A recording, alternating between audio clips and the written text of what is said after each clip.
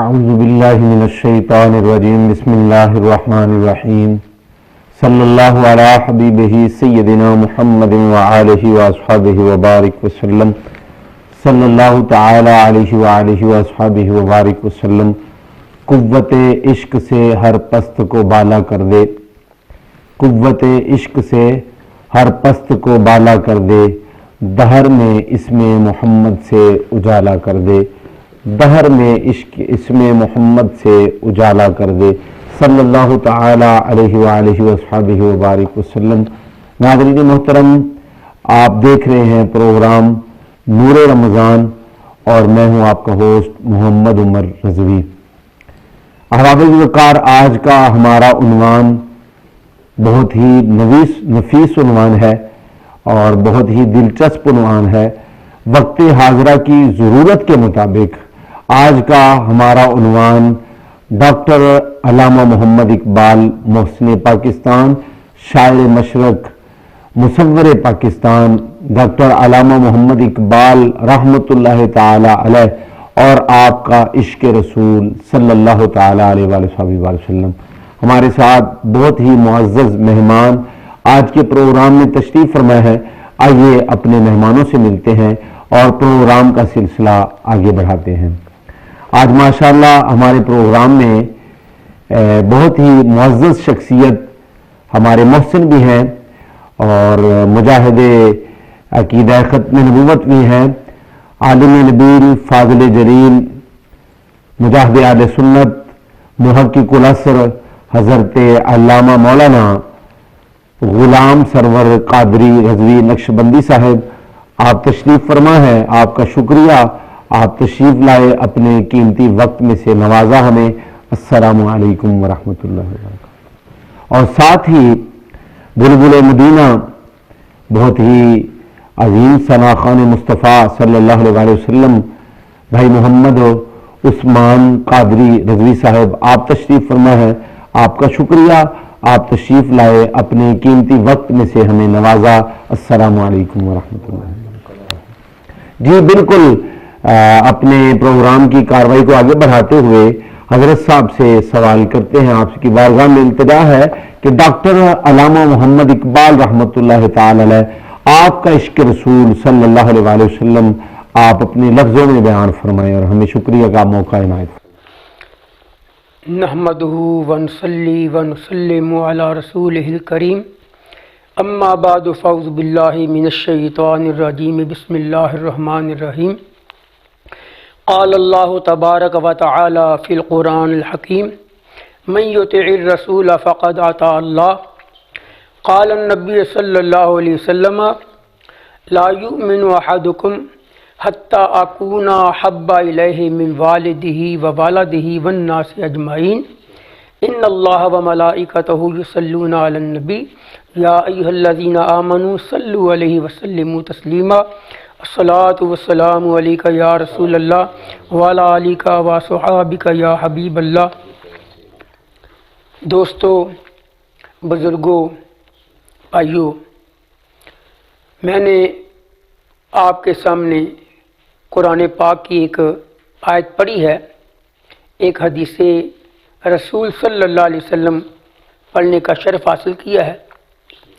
قرآن پاک میں اللہ رب العزت نے ارشاد فرمایا، جس نے میرے رسول کی اطاعت کی اس نے گویا میری ہی اطاعت کی، یعنی میرے رسول کا حکم جس نے مان لیا، میرے رسول کی جس نے تابعداری کی، میرے رسول کے حکم پر جس نے عمل کیا، وہ سمجھے کہ اس نے میرے ہی حکم پر عمل کیا ہے۔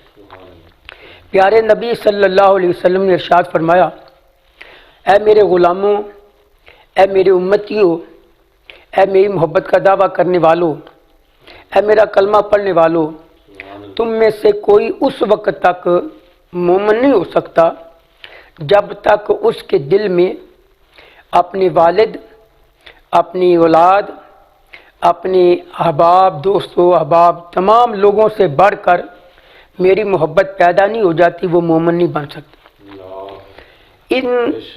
اس آیت میں اور حدیث مبارکہ سے پتہ چلا کہ پیارے نبی صلی اللہ علیہ وسلم کی محبت یہ ایمان کا جو ہے وہ مکمل ہونا ہے۔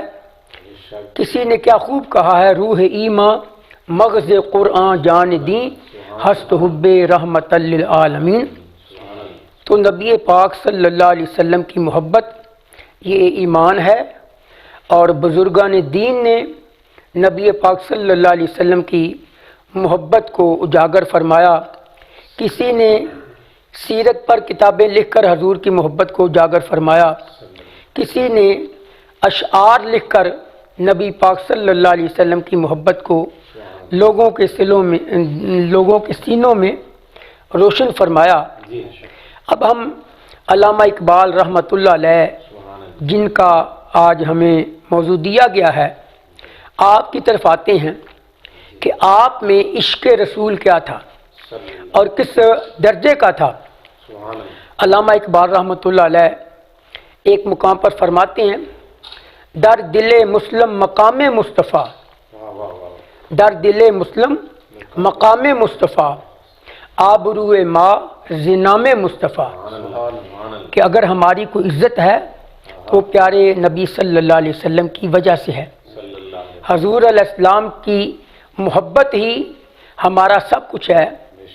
نبی پاک صلی اللہ علیہ وسلم کی محبت نہیں ہے تو کچھ نہیں ہے۔ ایک اور مقام پر آپ فرماتے ہیں، قوت عشق سے ہر پست کو بالا کر دے، دہر میں اسم محمد سے اجالا کر دے۔ آپ فرماتے ہیں کہ جس طرح صحابہ کرام رضوان اللہ علیہ مجمعین نے نبی پاک صلی اللہ علیہ وسلم کا عشق و محبت لوگوں میں پھیلایا، اور عشق و محبت کی وجہ سے وہ ساری دنیا پر غالب آ گئے۔ یہاں میں حدیبیہ کے مقام کی بات کروں گا، جب نبی پاک صلی اللہ علیہ وسلم وضو فرما رہے تھے اور کفار کی طرف سے ایک نمائندہ عروہ بن مسعود آیا، وہ حالات کا جائزہ لینے کے لیے آیا تھا۔ اس نے جب آ کر دیکھا کہ پیارے نبی صلی اللہ علیہ وسلم وضو کر رہے ہیں اور صحابہ کرام نبی پاک صلی اللہ علیہ وسلم کے وضو سے پانی جو نیچے گرنا چاہتا ہے اس کو زمین پر نہیں گرنے دیتے، بلکہ اپنے ہاتھوں پر اٹھا لیتے ہیں، کوئی منہ پر مال لیتا ہے، کوئی پی لیتا ہے، کوئی کپڑوں پر مال لیتا ہے۔ عروہ بن مسعود نے جب یہ دیکھا تو وہ جائزہ لینے کے لیے آیا تھا، واپس چلا گیا اور ابو سفیان سے کہنے لگا، اگر میرا مشورہ مانو تو تم محمد کے ساتھ جنگ کرنے کا ارادہ ختم کر دو۔ اس نے کہا، کیا دیکھا تو نے؟ اس نے کہا، میں نے بڑے بڑے بادشاہوں کے دربار دیکھے ہیں، لیکن جس طرح محمد کے دربار کو میں نے دیکھا ہے، ان کے عقیدت مندوں کو دیکھا ہے، کسی بادشاہ کے عقیدت مندوں میں اتنی محبت نہیں دیکھی۔ اس نے کہا، یہ کیا؟ اس نے کہا کہ جب ان کا نبی وضو کرتا ہے تو وہ اپنے نبی کے جسم کے ساتھ لگ کر پانی نیچے جو گرنا چاہتا ہے اس کو گرنے نہیں دیتے۔ ابو سفیان کہنے لگا، یہ کون سی بات ہے، ہمیں اس سے مرعوب ہونے کی ضرورت نہیں ہے۔ اس نے کہا کہ سمجھو کہ جو قوم اپنے نبی کے جسم کے ساتھ لگے ہوئے قطرے کو زمین پر نہیں گرنے دیتی، وہ اپنے نبی کے خون کو کیسے زمین پر گرنے دیتی؟ یہ وہ بات تھی جس کی وجہ سے صحابہ کرام کا جو جذبہ عشق و محبت ہے وہ ظاہر ہوتا ہے، اور کفار اسی بات کو دیکھ کر مرعوب ہو گئے اور صلح کرنے پر آمادہ ہو گئے۔ علامہ اقبال رحمۃ اللہ علیہ نے اسی کی طرف اشارہ کیا ہے کہ قوت عشق سے ہر پست کو بالا کر دے، دہر میں اس میں محمد سے اجالا کر دے۔ نبی پاک صلی اللہ علیہ وسلم کی بارگاہ میں ایک اور مقام پر فرماتے ہیں، آپ فرماتے ہیں کہ محمد سے وفا تو نے تو ہم تیرے ہیں، یہ جہاں چیز ہے کیا لوح و قلم تیرے ہیں۔ اے حکمرانوں، ہم تم سے عہدہ نہیں مانگتے، ہم کچھ نہیں مانگتے، ہم صرف غلامی مصطفیٰ مانگتے ہیں۔ تم رسول پاک کے غلام بن جاؤ، ہم بھی تیرے، ساری کائنات تمہاری بن جائے گی۔ اس لیے کہ محمد سے وفا تو نے، محمد صلی اللہ علیہ وسلم کے وفادار بن جاؤ۔ تو نبی پاک صلی اللہ علیہ وسلم کی جو غلامی ہے وہ ہے سند آزاد ہونے کی. جو نبی پاک کی غلامی میں آ جاتا ہے وہ جہنم سے آزاد ہو جاتا ہے. علامہ اقبال رحمۃ اللہ علیہ اپنے قوم کے نوجوانوں کو سمجھاتے ہوئے جھنجھوڑتے ہیں کہ اے میری قوم، عشق مصطفیٰ اپنے دلوں میں پیدا کر لو. آپ فرماتے ہیں اے میری قوم، تم صداقت کا، عدالت کا اور شجاعت کا جو ہے وہ دامن تھام لو، اس لیے کہ تم نے ایک دن قوم کا امام بننا ہے. اور پھر اقوام عالم کو حضرت علامہ اقبال جھنجھوڑتے ہوئے اور فرماتے ہیں کہ چشم اقوام ذرا یہ نظارہ ابد تک دیکھے، شان رفعت و رفعنا لک ذکرک دیکھے. اے ساری کائنات کے رہنے والوں، ذرا میرے نبی کی شان کو دیکھو کہ آپ کی شان میں رب کائنات نے فرمایا اے محبوب، ہم نے آپ کا ذکر بلند کر دیا. اور آپ کا ذکر بلند کیسے ہے؟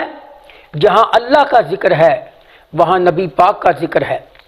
24 گھنٹے میں کوئی ایسا لمحہ نہیں گزرتا جس لمحے میں نبی پاک کا ذکر بلند نہیں ہو رہا، اللہ کا ذکر بلند نہیں ہو رہا.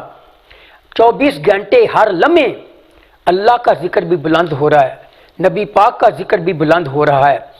اور آپ فرماتے ہیں یہ قرآن پاک کی جو آیت ہے نا، وَلَلْآخِرَةُ خَيْرٌ لَكَ مِنَ الْأُولَىٰ، علامہ اقبال نے اس آیت کی طرف بھی اشارہ کیا ہے کہ میرے نبی کا وہ مقام ہے کہ آنے والی ہر گھڑی میرے نبی کے مرتبے مقام کو بڑھا رہی ہے.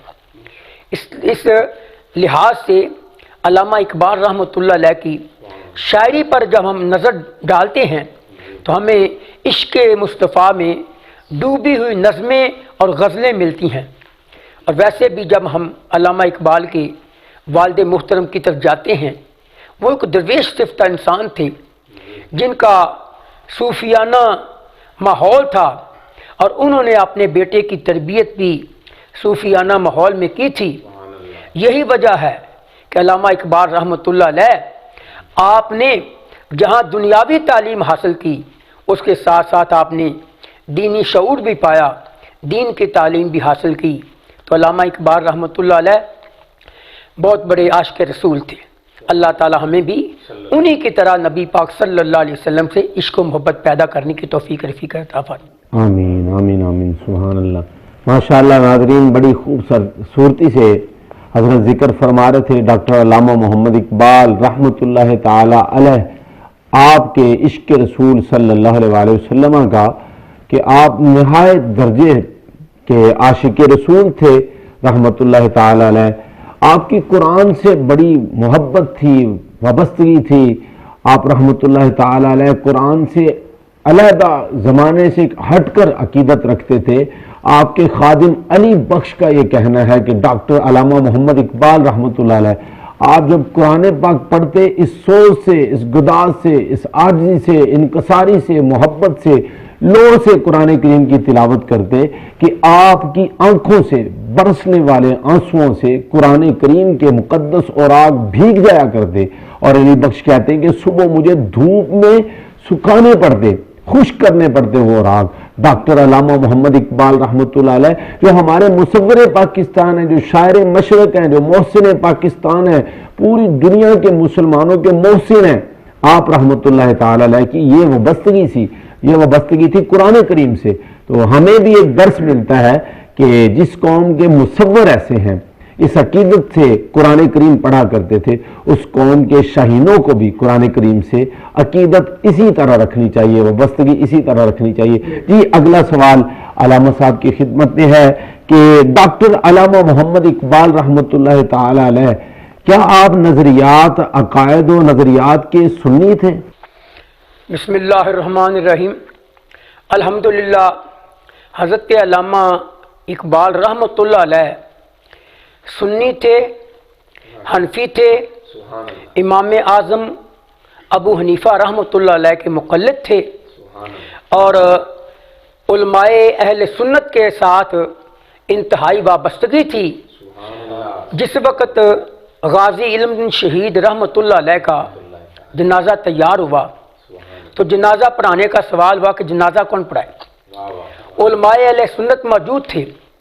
علماء اہل سنت نے حضرت علامہ اقبال رحمۃ اللہ علیہ کی بارگاہ میں عرض کیا کہ حضور آپ نماز جنازہ پڑھائیں۔ حضرت علامہ اقبال رحمۃ اللہ علیہ نے کہا کہ نہیں، سید دیدار علی شاہ صاحب رحمۃ اللہ علیہ جنازہ پڑھائیں گے۔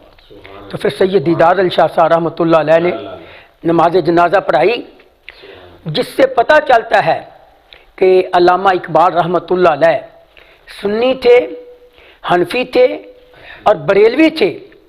اور پھر جس وقت حضرت غازی علم دین شہید رحمۃ اللہ علیہ کو قبر میں اتارنے کا وقت آیا تو سید دیدار علی شاہ صاحب اور حضرت علامہ اقبال رحمۃ اللہ علیہ دونوں قبر میں نیچے اترے اور بڑے ادب کے ساتھ، بڑے پیار کے ساتھ غازی علم دین شہید کو لحد میں اتارا اور قبلے کی طرف منہ کیا۔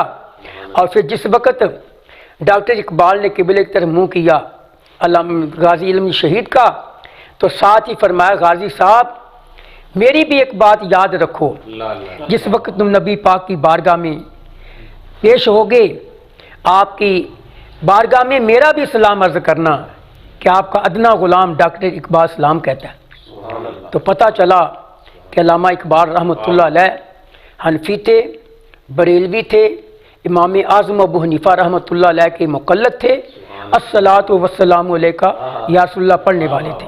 سبحان اللہ، سبحان اللہ، کیا بات ہے جی، ماشاءاللہ بڑی خوبصورتی سے حضرت نے اس کا جواب عنایت فرمایا۔ آپ ارشاد فرما رہے تھے کہ آپ پکے اہل سنت حنفی بریلوی تھے اور حد درجے کی عقیدت رکھتے تھے رسول اکرم صلی اللہ علیہ وسلم سے، اور آپ کی امت کے علماء اہل سنت سے حد درجے کی عقیدت رکھتے تھے۔ آپ ڈاکٹر علامہ محمد اقبال رحمۃ اللہ علیہ، پیر سید جماعت علی شاہ رحمۃ اللہ علیہ، آپ کی موجودگی میں ایک مجلس میں آپ نیچے تشریف فرماتے اور سید جماعت علی شاہ رحمۃ اللہ علیہ آپ نے بیان فرماتے فرماتے ڈاکٹر علامہ محمد اقبال کا یہ شعر پڑھا کہ نگاہ ولی میں یہ تاثیر دیکھی، بدلتی ہزاروں کی تقدیر دیکھی۔ جب شاہ صاحب نے یہ شعر پڑھا، کون سے یہ جماعت علی شاہ جنہیں غازی صاحب کا جنازہ پڑھنے کا شرف حاصل ہوا، اور اس وقت بھی آپ سید زادے بھی تھے، حافظ قرآن بھی تھے، سفید داڑھی بھی تھی، لوگوں نے چہرہ اقدس سے غازی صاحب کے چہرے سے کپڑا ہٹایا تو آپ نے شاہ نہیں، غازی صاحب کے چہرے سے نہیں، غازی صاحب کے قدم چومنے کا مجھے شرف حاصل ہو، ان کے قدم چومنے دو مجھے، اس لیے کہ غازی نے جان میرے نانا جان کے نام پر دی ہے۔ شاہ صاحب نے جب شعر پڑھا تو ڈاکٹر علامہ محمد اقبال رحمۃ اللہ علیہ رہ نہ سکے، آپ اپنی جگہ سے اٹھے اور جلدی سے دوڑ کے آ کر کے سید جماعت علی شاہ رحمۃ اللہ علیہ کے ہاتھ چومے اور ہاتھ چوم کر کے یہ عرض کیا کہ حضور سیدی میری بخشش کے لیے یہی کافی ہے کہ میں ایک سنی سیدزادے کو میرے لفظ یاد ہیں۔ سبحان اللہ، کیا کہنے، اس درجے کے آپ عقیدت مند تھے علماء اہل سنت کے۔ سبحان اللہ جی، آگے پروگرام کی تقریب کو آگے بڑھاتے ہیں۔ حضور یہ ارشاد فرمائیے کہ کیا ڈاکٹر علامہ محمد اقبال رحمۃ اللہ علیہ جس طرح آج کل یہ فرنگی لوگ اور سیکولر قسم کے لوگ دوغلا پالیسی جن کا صحیح سے پتہ ہی نہیں چلتا، جس طرح آج یہ یہود و نصارہ سے متاثر ہیں، کیا ڈاکٹر علامہ محمد اقبال مصور پاکستان بھی یہود و نصارہ سے متاثر تھے مغربی تہذیب سے؟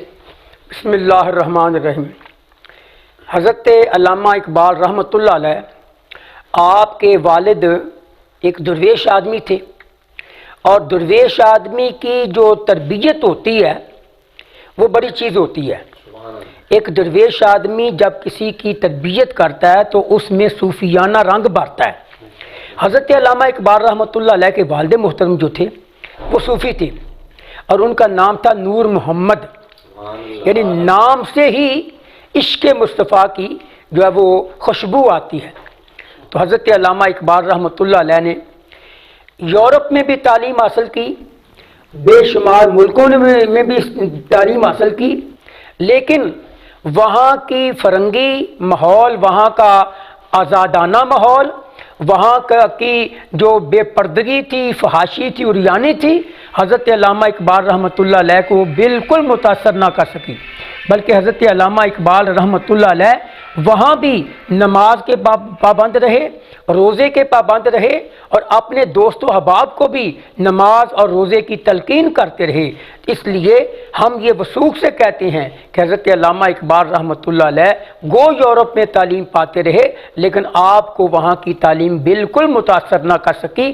آپ کے رگ و ریشے میں عشق مصطفیٰ جو تھا نا وہ رچا ہوا تھا، اور اللہ کی محبت رچی ہوئی تھی، اس لیے علامہ اقبال رحمۃ اللہ علیہ یورپ کی تعلیم سے بالکل متاثر نہیں ہوئے۔ جی اسی کا اظہار ڈاکٹر علامہ محمد اقبال رحمۃ اللہ علیہ اپنے کلام میں بھی بڑی خوبصورتی سے فرماتے ہیں کہ آپ رحمۃ اللہ علیہ فرماتے ہیں کہ خیرہ نہ کر سکا مجھے جلوہ دانش فرنگ، سرما تھا میری آنکھ کا خاک مدینہ و نجف۔ جب آپ واپس پلٹے اور یورپ سے واپس پلٹے تو انٹرویو لینے کے لیے لوگ آئے اور پوچھا کہ آپ نے یورپ میں کیا دیکھا، اور ان کا خیال تھا پوچھنے والوں کا کہ ڈاکٹر صاحب کہیں گے وہاں رنگین کوٹھیاں تھیں، رنگ برنگے لوگ تھے، ان کی کوالیفیکیشن کے متعلق وہ اتنے پڑھے لکھے تھے، یوں ان کے سسٹم تھے، لیکن ڈاکٹر صاحب نے کوئی ایسی بات نہیں، بلکہ آپ نے ارشاد فرمایا کہ خیرہ نہ کر سکا مجھے جلوہ دانش فرنگ، یعنی میں نے آنکھ اٹھا کے بھی نہیں دیکھا ان کی ترقی۔ کس ترقی کا پوچھتے ہو جو میں نے دیکھی نہیں؟ میں نے تو آنکھ جھپکتے ہوئے بھی ان کی ترقی کی طرف نہیں دیکھا، آنکھ جھپکنے کے برابر بھی۔ اور ارشاد فرمایا اس کی وجہ کیا تھی؟ سرما تھا میری آنکھ کا خاک مدینہ و نجف۔ یہ ہمارے جو موجودہ چاپلوس ہیں یہود و نصارہ کے، یہ ان کے کلمے الاپتے ہیں اور امت مسلمہ کو دکھ پہنچاتے ہیں۔ برما کے مظالم پر خاموش، کشمیر کے مظالم پر خاموش، اور افغانستان کے مظالم پر خاموش، چیچنیا اور بوسنیا کے مظالم پر خاموش، ناموس رسالت جیسے اہم اساسی بنیادی مسئلے پر خاموش، یہ ان کے چاپلوس ہیں۔ لیکن ڈاکٹر صاحب نے کہا خیرہ نہ کر سکا مجھے جلوہ دانش فرنگ، سرما تھا میری آنکھ کا خاک مدینہ و نجف۔ فرمایا اس لیے میں نے ان کی ترقی پر تھوکنا بھی اپنے تھوک کی توہین سمجھی، کیونکہ میں نے جاتے ہوئے راہ سے مدینہ پاک کی خاک کا سرما اپنی آنکھوں میں ڈالا تھا۔ کیا کہنے، اس درجے کی عقیدت تھی ڈاکٹر صاحب کی آقا و مولا صلی اللہ علیہ وسلم سے۔ ہمیں بھی اللہ کے حضور گزارش ہے، دعا ہے کہ اللہ تعالیٰ ایسے عشق رسول کی ایک بوند عطا فرمائے۔ جاتے ہوئے یہ ڈاکٹر صاحب کی طرف سے پیغام امت مسلمہ کے نام، یہ بھی اللہ کے حضور ہی آپ رحمت اللہ تعالی علیہ دعا کرتے کرتے گزرے، اور جاتے جاتے اپنے یہ دعا مانگی، جس کے پہلے دو اشعار پڑھ کے آخری دو اشعار میں اپنا مقصد مدعا بیان کروں گا جو اقبال کا مدعا ہے امت کے لیے۔ آپ فرماتے ہیں کہ یہ غازی یہ تیرے پراسرار بندے جنہیں تو نے بخشا ہے ذوق خدائی، دو نیم ان کی ٹھوکر سے صحرا و دریا، سمٹ کر پہاڑ ان کی ہیبت سے رائی۔ ایسے شعر اقبال کہتا ہے ہمیں چاہیے، امت مسلمہ کو ایسے شعر چاہیے، Kashmir, Burma, Afghanistan, Chechnya, Bosnia اور بیت المقدس واپس لینے کے لیے اور پوری دنیا پر اسلام کا پرچم لہرانے کے لیے ایسے شعر چاہیے۔ اور آخر میں اقبال کیا کہتے ہیں کہ رب کریم کی بارگاہ میں دعا کرتے ہوئے دل مرد مومن میں پھر زندہ کر دے، دل مرد مومن میں پھر زندہ کر دے، وہ بجلی کے تھی نعرہ لا تذر میں، وہ بجلی کے تھی نعرہ لا تذر میں، عزائم کے سینوں میں بیدار کر دے، عزائم کو سینوں میں بیدار کر دے، نگاہ مسلمہ کو تلوار کر دے، نگاہ مسلمہ کو تلوار کر دے۔ اللہ اور رسول ہمارے حامی و ناصر ہوں۔ ناظرین آپ دیکھ رہے ہیں پروگرام نور رمضان، اور میں ہوں آپ کا ہوسٹ محمد عمر رضوی۔ اسی کے ساتھ اجازت چاہتے ہیں، اللہ حافظ۔